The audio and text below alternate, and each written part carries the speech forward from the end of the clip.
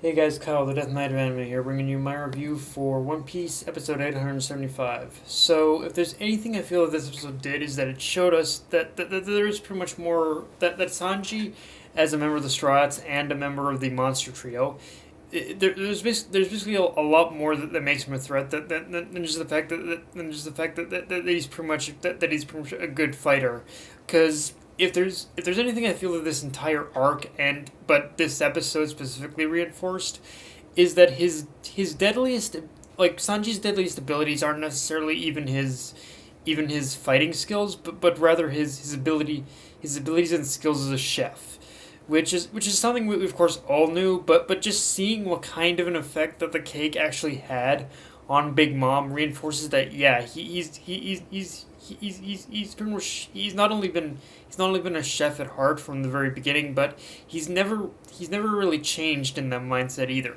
He's always kept the lessons he's learned from basically Zeph and the Baratier with him this entire time, and he's used that as motivation, and his motivation this entire time in order to improve. And don't get me wrong, I love when basically Sanji he goes out and he does some pretty much, he does the literal ass kicking. My pretty much my pretty much favorite fight with him to this day is the fight between him and Bon Clay in Alabasta, but but it's and but if you really think about it, if Sanji hadn't improved his cooking skills, at least in if you look within the scope of this arc, if Sanji hadn't improved his cooking skills as well as his fighting abilities, then I doubt anyone. Then I doubt that the Straw Hats, or anyone for that matter, who turned on Big Mom in this arc, would have even managed to pretty much survive, or get as basically far as they have up to this point. And revisiting this material again, it really makes me realize that whether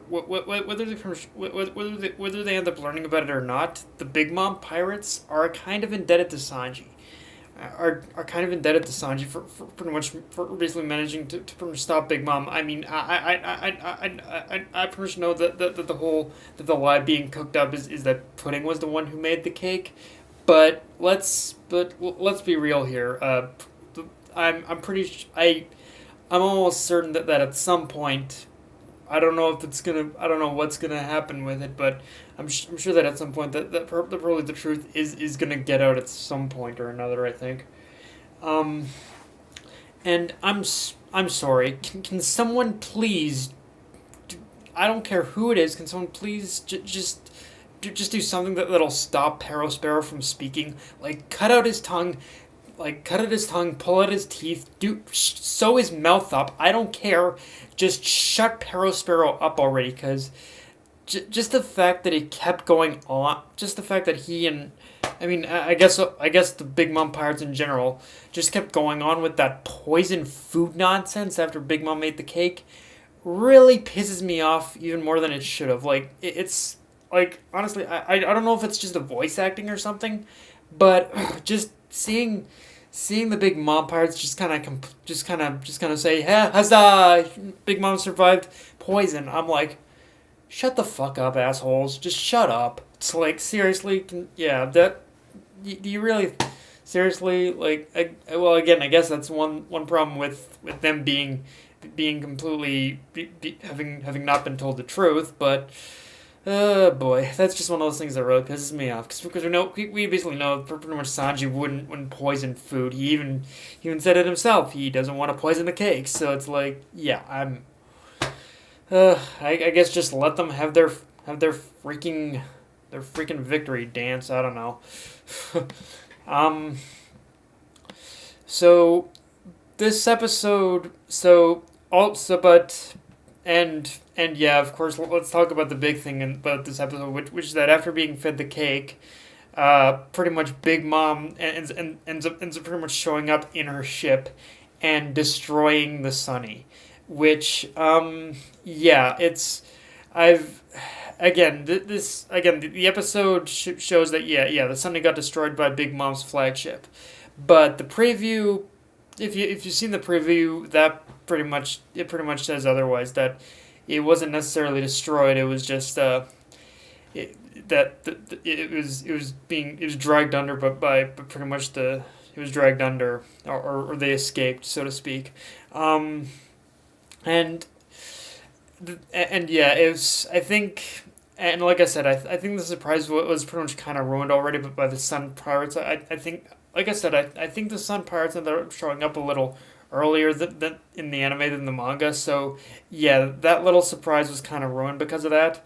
But however, the real interesting part of of what happened here, and what we can take away from pretty much the whole from big from the from basically from this near escape experience, because that's kind of what it is that is that for as much as I is that for as much as I praised is for as much as I praised that pretty much Sanji was like the true asset in this case of like of of making of actually making the cake that would calm Big Mom down.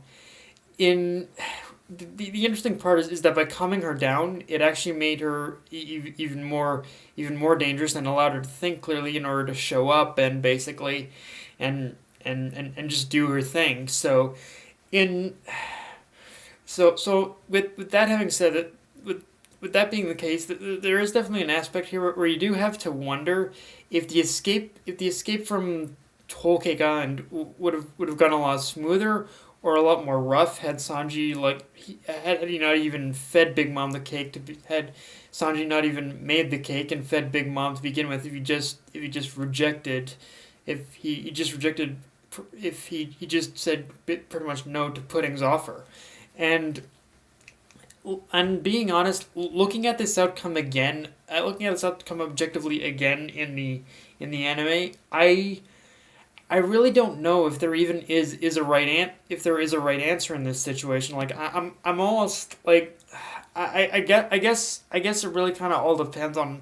I guess it really kind of all depends on what kind of level of difficulty having Big Mom in the having a sane Big Mom in the equation would have done, or just keeping her insane would have done, because in this situation I don't think that there's really a right or wrong answer. I think Big Mom as a whole, I think the situation itself would have become a little would have become difficult to begin with. I mean they were pretty much dealing with an entire fleet, so it's in a way Big Mom being there, I don't think it would have really changed much, to be honest with you.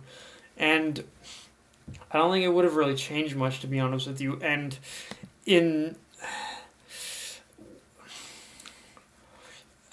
and I think, and honestly, in that sense, in that sense, it's a testament to pretty much how powerful the military strength of the Yonko are. When I can openly say that I'm not even sure that a single cake would have even made any kind of a difference to the Strats escape situation. Like I think this would have all played out like almost near exactly. Like the only difference being as to whether or not pretty much Big Mom and her flagship would end up showing up or not. But yeah, the rest I don't know. I think it would have pretty much been the same, but I'll I'll yeah. Just I'm curious to know what you guys think, because yeah, I don't think this situation would have really changed all that much, to be honest with you. Looking back on this,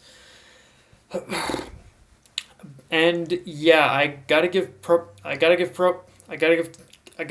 props when they basically do that scene of Big Mom's pure look of bliss and satisfaction from pretty much eating the first few bites of the wedding cake is somehow even more hilarious and terrifying than it was in the manga. And all I could think was that all I could think was the artists and animators must have had a really fun time making that scene, cause yeah, seeing Big Mom that happy just feels so unnatural that you kind of have no choice but to be a little creeped out.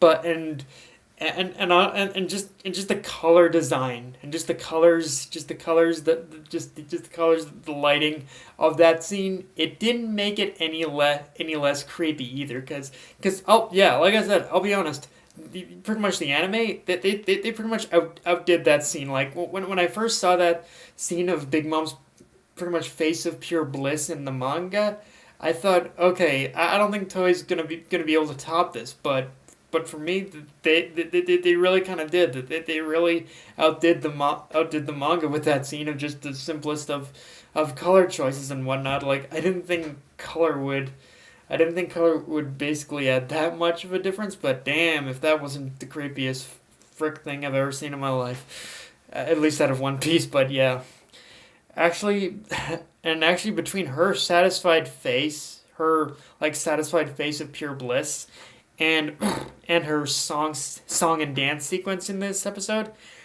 I'm not sure which was more terrifying, but it's clear either way that the animes were just enjoying the crap of what they were doing in this episode. Because yeah, I think this episode as a whole is just like an animator's pretty much wet dream come true or something like that. Because I mean that's kind of the feeling I got. But although, and to be fair though, speaking of the animation, it was to be to be fair about the animation. Aside from those two particular scenes, the animation this week was interesting because it was for the most part fine. Aside from those two scenes, it was for the most part fine. But there were a few moments, particularly around Big Mom's song number, where that were a little off. Almost like there were a few times where the animators kind of skipped a couple frames of animation, or just the movements in general just kind of came off as a little choppy.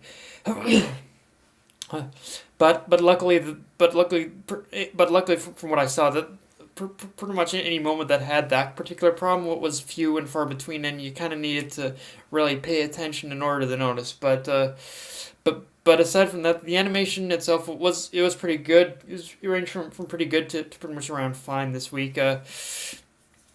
In fact, I think my favorite part is that the anime actually added a couple moments of the fishmen fighting. So, which I was really getting into it, especially seeing Aladdin using fishman karate. That was kind of cool.